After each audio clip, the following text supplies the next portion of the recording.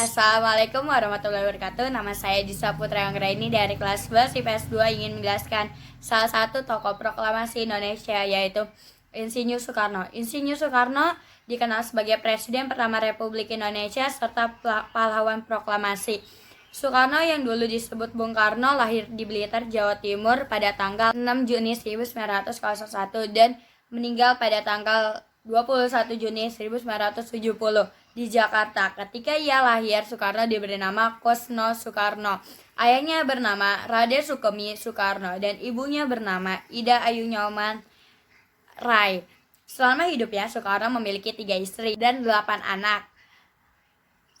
Salah satu istri dari Soekarno yang bernama Fatmawati memiliki anak bernama Guntur Megawati, Rahmawati, Sukmawati, dan Tunder. Dan istri Soekarno yang berikut bernama Hartini memiliki anak bernama Topan dan Bayu. Sementara istri ketiga dari Jepang bernama Naoko Nemota Kartika yang mempunyai anak nama Ratna Sari Dewi. Saat Soekarno masih kecil, Soekarno tinggal di Blitar bersama kedua orang tuanya hanya beberapa tahun dari sekolah dasar sampai wisuda saja.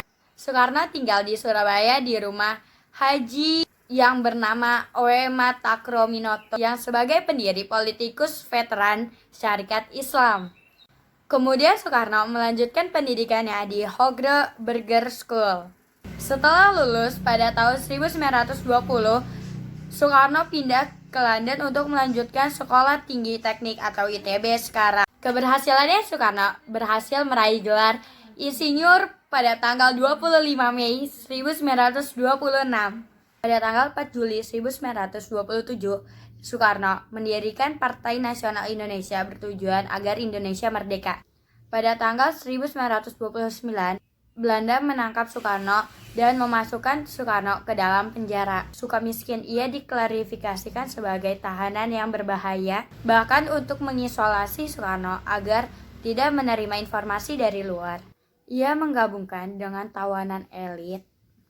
Kelompok perlawanan ini sebagian besar terdiri dari orang-orang Belanda yang terlibat dalam korupsi, penipuan, atau penggelapan. Dalam penjara, Soekarno mengobrol dengan mereka yang bersemangat membahas kemerdekaan Indonesia. Di berjalannya waktu, Soekarno menemukan cara yang lebih canggih untuk menggelabui Belanda. Soekarno menggunakan telur yang telah ditusuk dengan jarum dan tanda ini menandakan pesan seperti 1 tusuk telur menggantikan berita baik, 2 tusuk telur berarti teman ditangkap, 3 tusuk telur berarti tidak ada skala besar serangan terhadap aktivitas gerakan kemerdekaan.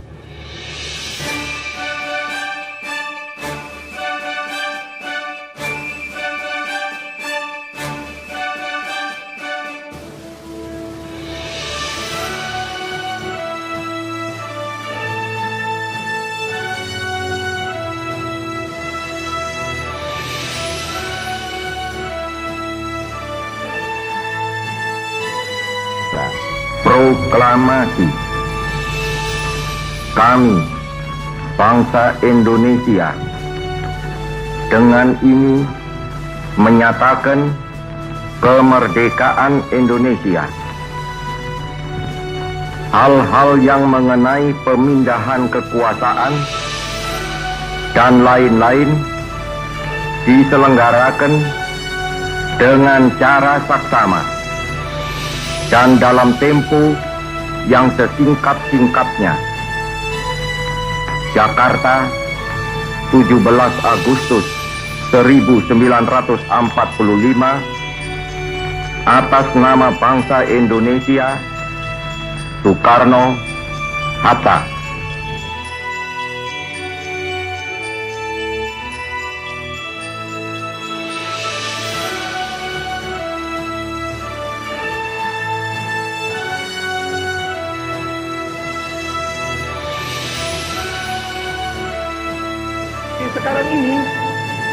Seperti sekarang ini, pada hari ini, di stadion utama ini, saya berbicara langsung kepada rakyat rakyat seluruh Indonesia.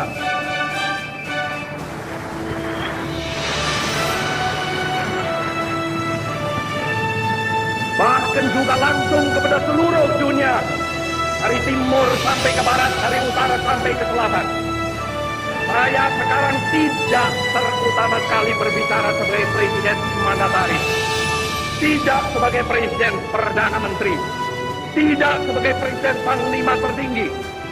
Saya berbicara di sini sebagai penyambung lidah rakyat Indonesia.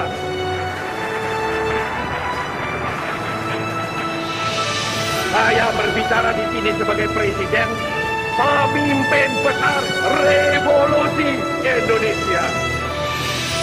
Dari Sabang sampai Merauke, 4 perkataan ini bukanlah sekadar satu rangkaian kata ilmu bumi. Dari Sabang sampai Merauke bukanlah sekadar menggambarkan satu geografi begrip. Dari Sabang sampai Merauke bukanlah sekadar satu geographical entity. Ia adalah merupakan satu kesatuan kebangsaan. Ia adalah satu national entity. Ia adalah pula satu kesatuan kenegaraan. Satu state entity yang bulat kuat. Ia adalah satu kesatuan tekad, kesatuan ideologi, satu ideological entity yang amat dinamis. Ia adalah satu kesatuan cita-cita sosial yang hidup laksana api unggun. Satu entity of social consciousness like a burning fire. All the social conscious of men pray for our victory. Karena itu, hei seluruh bangsa Indonesia, tetap tegakkanlah kepalamu. Jangan mundur, jangan berhenti, tetap derapkanlah kakimu di muka bumi. Jikalau ada kalanya saudara-saudara merasa bingung, jikalau ada kalanya saudara-saudara hampir berputus asa, jikalau ada kalanya saudara-saudara kurang mengerti jalannya revolusi kita, yang memang kadang-kadang seperti bahtera di lautan badai yang mengamuk ini, kembalilah kepada sumber amanat penderitaan rakyat kita yang kongruen dengan social conscious of man. Kembalilah kepada sumber itu, sebab di sanalah saudara akan menemukan kembali realnya revolusi. Tapi alhamdulillah, Tuhan menolong. Lalu kita bangkit. Lalu kita menggeletekkan kita punya stop kepada segala penyelewengan mental itu.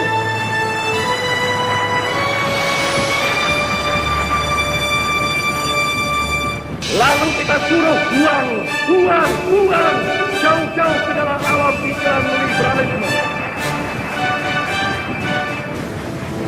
Lalu kita dengungkan semboyan baru, yaitu demokrasi terpimpin.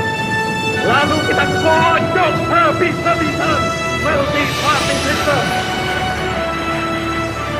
Lalu kita canangkan manifesto politik.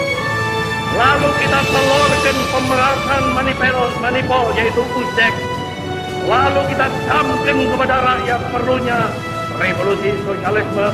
Terima kasih yang sudah nonton. Wassalamualaikum warahmatullahi wabarakatuh.